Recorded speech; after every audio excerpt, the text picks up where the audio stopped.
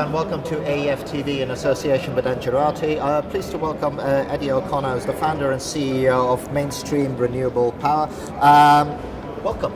Thank you. Welcome. Thank you for Adam. making the time. And we're talking a little bit off air, and we're going to dive straight in, as is the nature of these interviews. You were talking a little bit. You made there was an announcement earlier on, and I interviewed Chris, the CEO of Renewable Power, which you're involved in as well, just this morning as well. And you're talking a lot about impact investors. Yes. that you're bringing into bear. Can you just bring that to life a little bit? I mean, you know, what's different there? Actually, you talk. It's not. There's probably $70 trillion in savings accounts, in gold bars, in mattresses, in bank vaults, in America and Europe right now, underutilized capital. And of that, there's 2%, which is in these impact funds, so-called impact funds. So an impact fund is, could be a family firm, it could be anything. They want to put their money to work, not just, if you like, financially, to get a financial return. They want to do the right thing. And what does the right thing mean? It means investing in renewables. It means investing in Africa. So this is the first time that we've been able to deploy these impact funds in the interests of renewable energy and in Africa. What does that give? I mean, does it give you like a different DNA? Does it give you something where you can slightly change the shape of the project? Because I know when I was talking to Chris, there's a lot of piece around Lekela about, you know, skills transfer, investment back in the community. Is it easier to make that part of the whole project package then? Well, actually, this is a financial investment, right? We're the specialists in terms of development. We're the guys who go out to the communities. We sit down with them, we drink tea or coffee. We talk to them, we tell them what renewable energy is. And we say, can we lease your land from you? That's the first big thing that has to be done. This is big challenges in Africa because you don't know who owns the land. Could be the government, could be the tribe, could be a private individual. And many projects have floundered on account of this. But what we do is we deploy this money, and you know, there's a number of things needed. Our expertise in development, but you need money. It costs 1.3 million for every megawatt you build. And for instance, we're going to build 1,300 megawatts in this Lekela platform over the next 2 years. So, but you need, and then that's the deployment of about $1.9 billion. This is a lot of money. So you've got to find this money. A lot of it will be senior debt, but a lot of it will be equity capital. And that's what the IFC and these impact funds are investing in. Now, we have to reduce the risk. What we do is to reduce the risk to allow these funds to come in and make money. And I made a speech here this morning calling for the American government and the European governments to reduce the risks for investing in Africa. Because the big problem here is you invest in dollars, but you get rewards in SETI, or Burr, or Rand, well, no, Rand is a different kettle of fish, really. But all these, it's still going up. Yes, but anyway, but still, yeah. There's much worse problems than Rand's. Let me say. Yeah. And so how do we manage this? So I think we've got to take these currencies onto our balance sheets. In other words, into the balance sheet of America, into the balance sheet of the EU, and we've got to say, we've got to get Africa going, because we're stuck in the West. We've secular stagnation. This 70 trillion I talked about is largely underutilized. There's an absolute risk aversion going on out there, and yet we need to stop poverty in Africa. We need to unleash the huge economic potential of that continent. So how do you make that happen? I mean, how do governments make that happen, taking those currency out of balance sheets? Because again, there's been a piece in the African press in Nigeria about the contract for managing the transmission being paid in dollars and not naira and things like that. I mean, it is an issue. So how do you cut that Gordian knot then? Well, it's the big issue. Like, I mean, if we've taken in, I think it's roughly 60 million from these impact funds, right? And it's dollars, and we've got to pay those dollars back over 15 years, and we've got to reward them, pay them, for the use of that money. We want to give them a return. Okay, so they will not invest unless there's a way found to manage that currency risk. And what I mean by taking it onto the balance sheet, I mean a net transfer of money to manage that risk. That risk is a real, measurable risk. These currencies are depreciating, they're suffering from inflation. We in the West have got to say that's a cost to us. So, and we will undertake to make good whatever is lacking from the depreciation of those currencies. Very like. So that just becomes a cost of doing business. You factor it into the project right from the go. Well, we can factor it in as a developer. The local country can't factor it in because they work in Birr and SETI and whatever.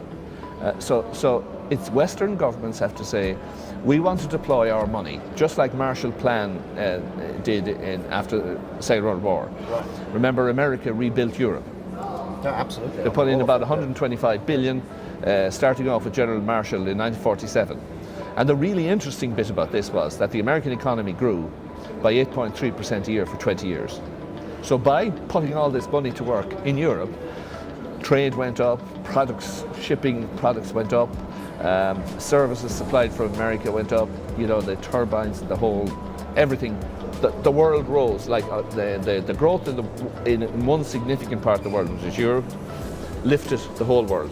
My contention is, if you can get growth going in Africa, there's 1.3 billion people, they have no money. But in 20 years' time, if we get it right in the West, and we put in that money, not as much, by the way, as was spent on quantitative easing. There was 2 trillion, I believe, spent in America on quantitative easing. We're not looking for that kind of money.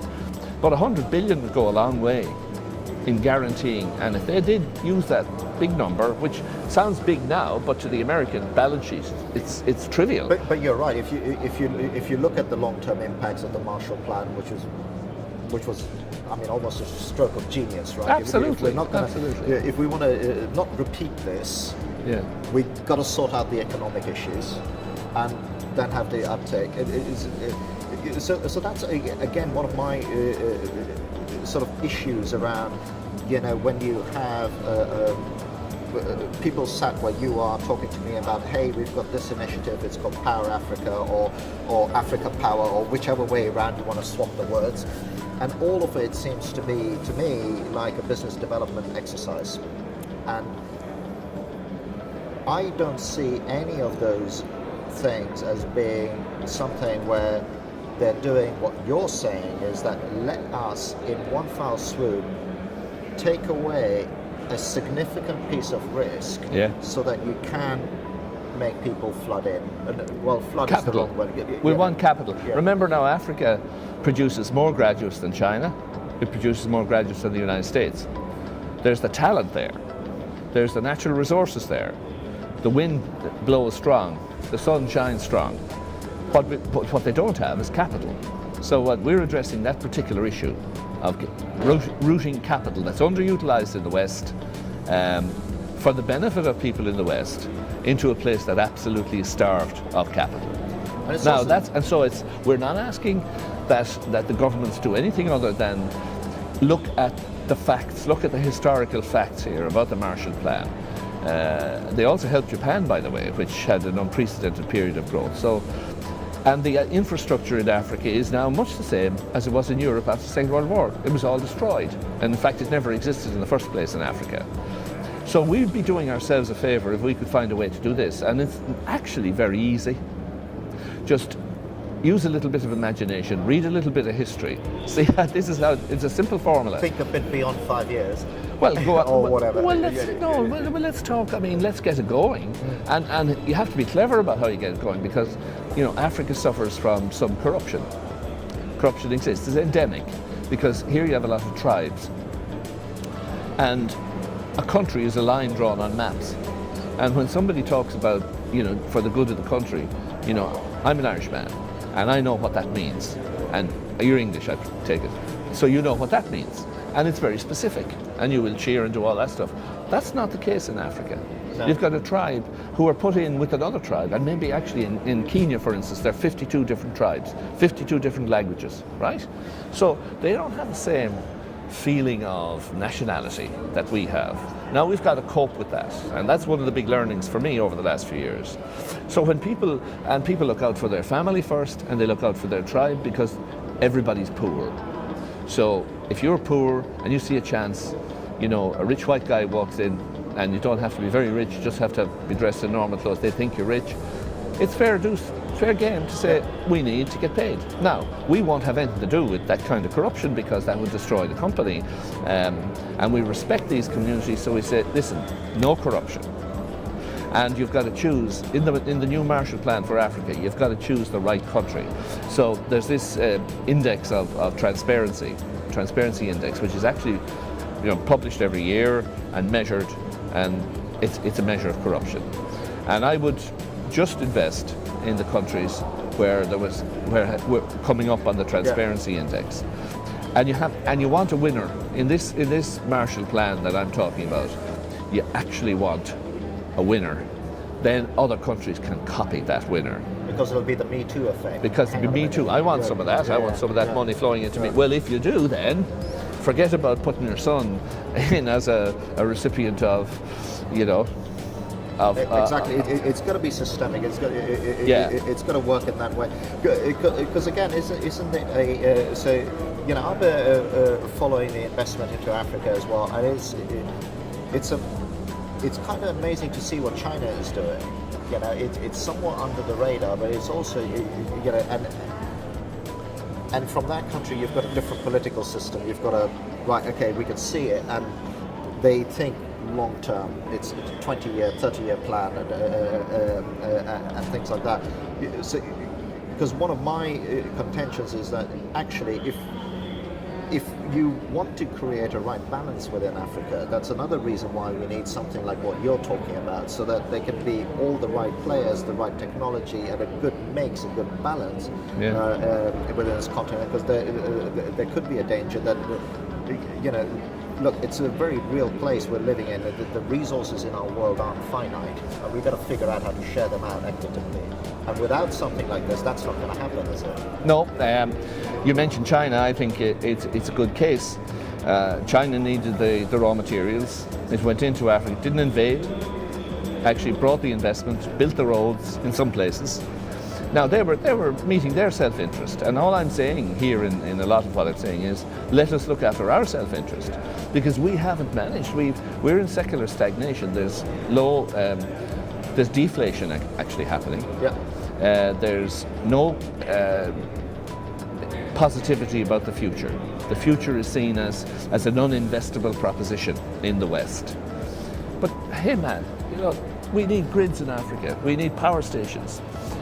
We need schools, we need telecommunications, we need all, but as a start to anything, if an entrepreneur wants to create a little business, and remember that the drivers of all economies are the entrepreneurs, the guys who take the risks, personal, family, and with their own money, and they employ people, and they make products, and they sell those products, and they make a return on that. But the one thing they need to do, they can't have the electricity being turned off at random. Yeah. They cannot just tolerate the idea that past 6:30 at night everything stops because you've no light. That doesn't work like that. So we've got to back the entrepreneurs in every country, and the way to do that is to, as I've said, let the money flow to them and give them power. And if they have power, then they will take off. Well, I don't think we certainly have to do technology transfer, and we're very much in favour of that. And in fact, we've brought little companies from South Africa up to our head office, and we've shown them what it's like to build wind farms and all that stuff. And it's been a huge transformational effect in South Africa. There's no more load shedding in South Africa due to what we've done, building all those wind and solar plants.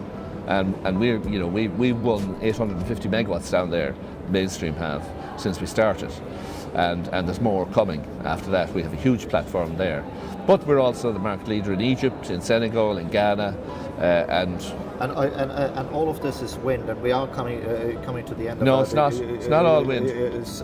But the mix is predominantly wind. It's predominantly wind, but we have done solar. We've built 100 megawatts of solar in South Africa, in Dar and Drukfontein, and wind is more complicated. It's more difficult. There's no barriers to entry in solar in effect. So but wind hasn't really. It's reduced by 66% in price in the last 6 years. It has another 50% to go. And the operating windows are getting a bit stretched as well, aren't they? And you know, we're still using glass fibre in the blades of turbines. I mean, how mad is that? We should be using carbon fibres. We should be lightening the whole thing up. We should be at 10 megawatts instead of 3 megawatts. The first little wind farm I built in Ireland was 0.25 of a megawatt. Right. Now the stuff we bought from our latest purchase was 3 or 3.4 megawatts. Why are we not at 10 megawatts? Little manufacturing, little turbine power stations, powered by wind, which is free. And we have to deal with the variability issue, but we don't have to worry about that until you get a good penetration of wind on the system. And by that time, the lithium-ion batteries, if you just that one technology, will have reduced by a factor of something like 75%. Definitely, with all the noise that's happening with what Elon Musk is doing Absolutely. with Tesla. Yeah. Eddie, I'm afraid I'm going to have to stop it there because I have a fear if I ask my next question, we'll go on for another half hour. It's been fascinating talking to you. Thank you ever so much for taking the time to be here, and thank you as well for watching.